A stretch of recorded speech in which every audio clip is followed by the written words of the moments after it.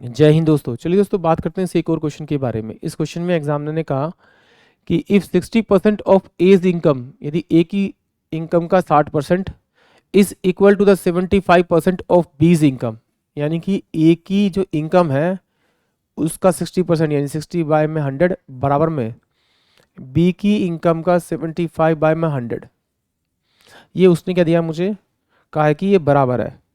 तो अगर मैं इसको काटूंगा तो ये 100 से 100 चल जाएगा, 15 चौके 60 और 15 पंजे 75, यानी ए और बी का अगर मैं रेशियो भी निकालूंगा तो मेरे पास कितना आ जाएगा 5/4, क्योंकि ये बी इसके नीचे आ जाएगा आपका और ये 4 इसके नीचे आ जाएगा। तो ये ए की वैल्यू 5 आ गई और बी की वैल्यू मेरे पास में 4 आ गई। अब एग्जामिनर ने क्या कहा, then B's income is equal to the x% of A's income, यानी कि बी की जो इनकम है वो ए की इनकम का x% है। तो x की वैल्यू बताने के लिए बोला, तो यानी कि ए मेरे पास ये है, इसका मैंने x% निकाला, तो ये बराबर किसके होना चाहिए मुझे, बी की वैल्यू के बराबर। तो ए की वैल्यू मेरे पास कितनी है 5 इंटू में x/100 हो जाएगा आपका, बराबर में बी की वैल्यू कितनी मेरे पास में 4 हो जाएगा।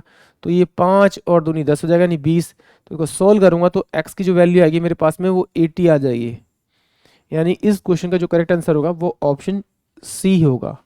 आई होप आप सभी को क्वेश्चन समझ में आया होगा। जय हिंद, जय भारत।